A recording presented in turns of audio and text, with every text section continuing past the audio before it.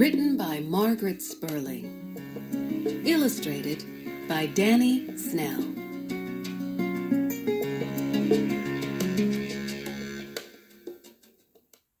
Now it's time to hear the story. Click on the green arrow when you want to go to the next page. Click on me if you want the pages to turn by themselves.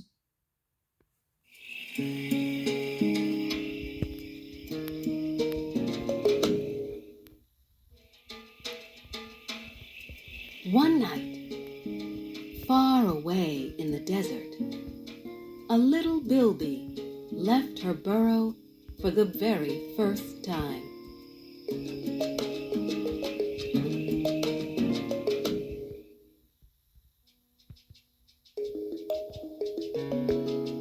She sat still, her ears alert, her nose twitching. She liked the sweet smell of the cool night air and the soft warmth of the sandy soil.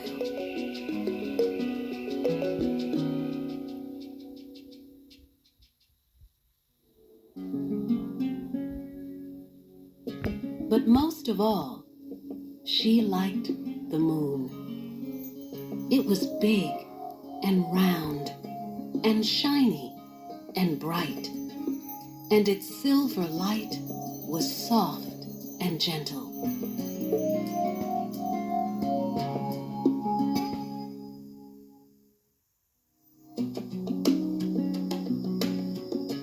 Each night, when she left her burrow, she looked up to greet the moon. And each night, the moon looked down and smiled.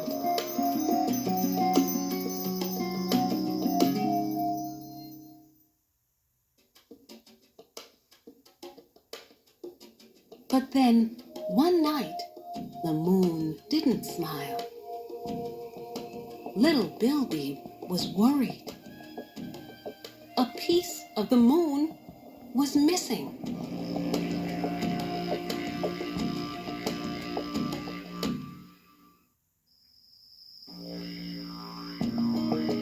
So that night, she searched the ground where the mulga trees grew. She met a hopping mouse, busy looking for seeds and insects.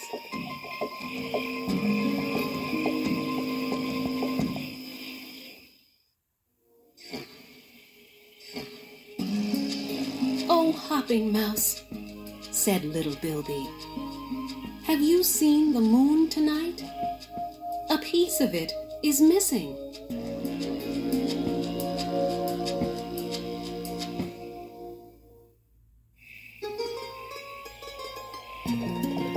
"Oh, no," said Hopping Mouse.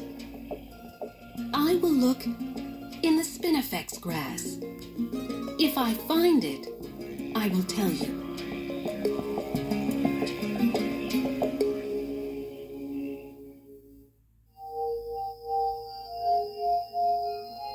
Each night, little Bilby saw that the moon was becoming smaller.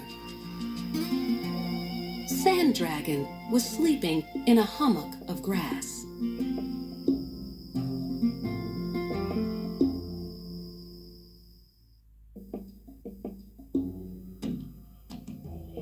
He was a wily daytime creature. Perhaps he would know what was happening.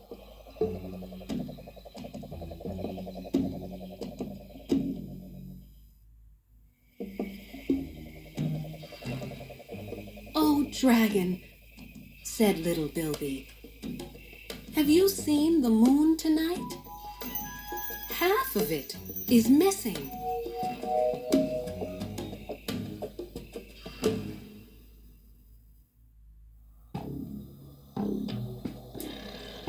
"Oh, dear," said Dragon sleepily.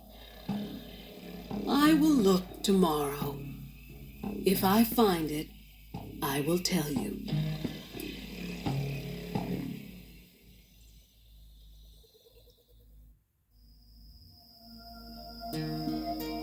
and still.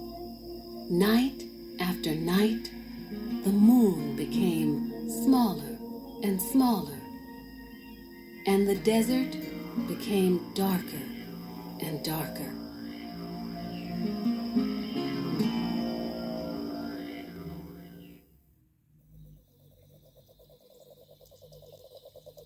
Echidna was scrabbling noisily in the dirt.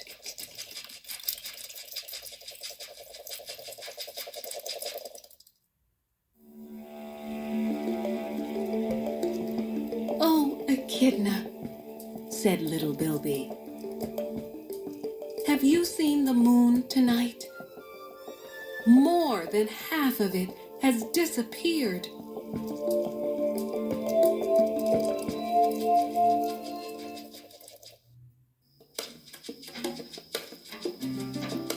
"That is serious," said Echidna. "Perhaps it has fallen into an ant nest. If I find it, I will tell you."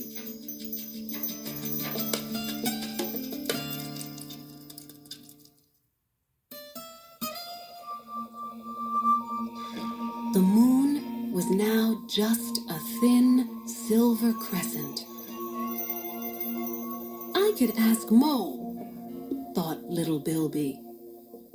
"He burrows through the sand."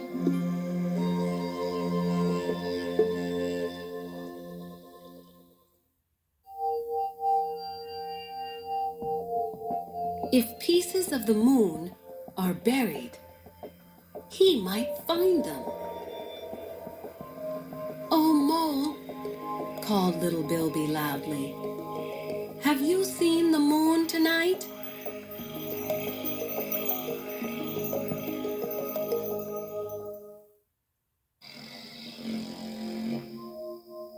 "Almost all of it has disappeared." Mole came up slowly from his sandy world. "I have never seen the moon," he said sadly.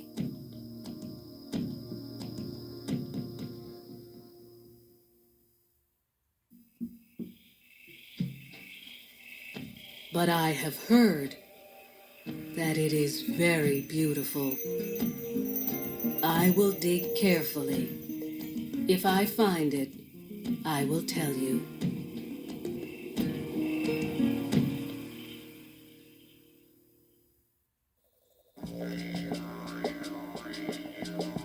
The moon was very small. Not far away, Froglet was chirping.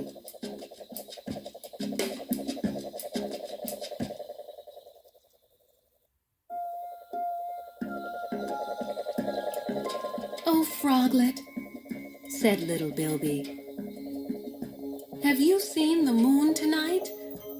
It has almost disappeared." "So it has," said Froglet.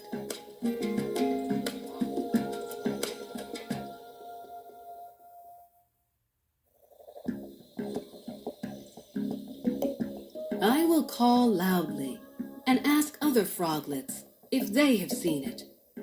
If I find it, I will tell you."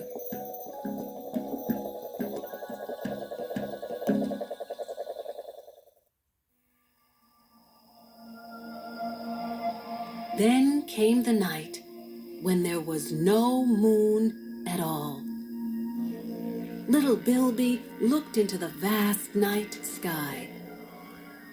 Where was the moon?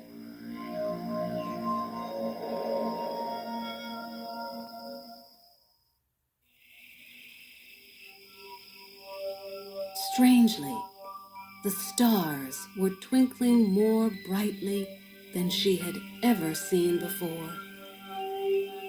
But they were not the moon.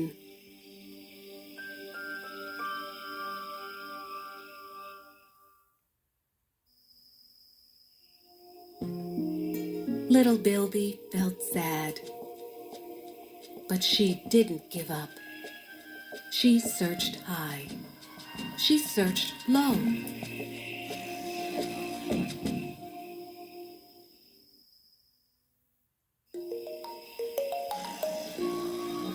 She looked in all sorts of places where she thought a moon might go.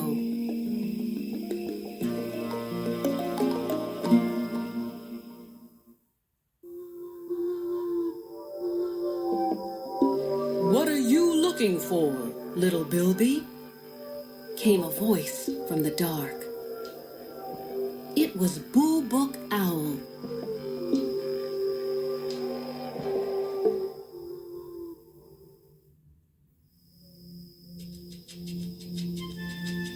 "I am looking for the beautiful round moon," said little Bilby. "It has disappeared."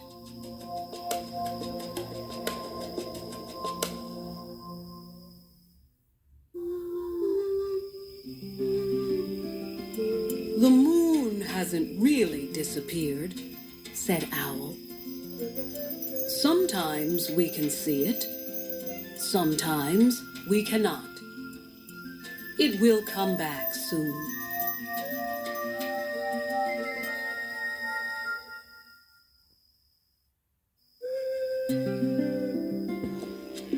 And Owl was right. For the very next night, a bright silver crescent appeared high in the evening sky.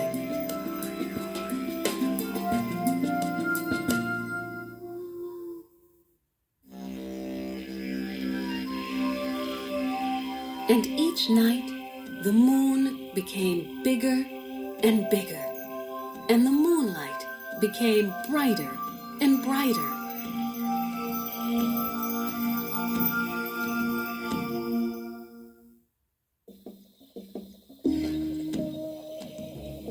Little Bilby hurried off to tell Sand Dragon.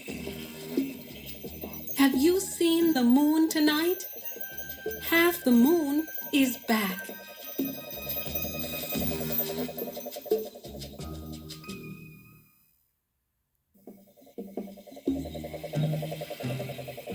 Poor Dragon was confused. First, half the moon was missing. Now, half the moon was back.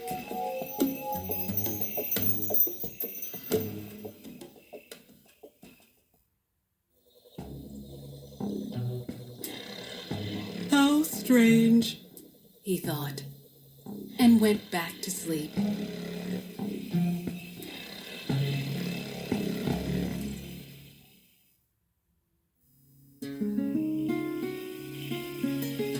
Then one night, as the sky darkened and one by one the stars appeared, the beautiful round moon came back.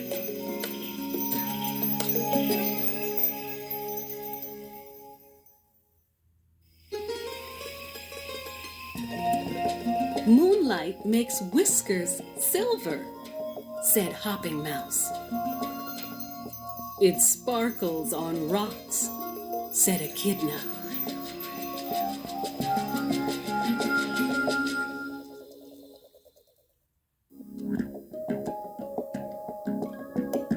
"It glistens on dew," said Froglet. "I am glad the world has a moon," said little Bilby.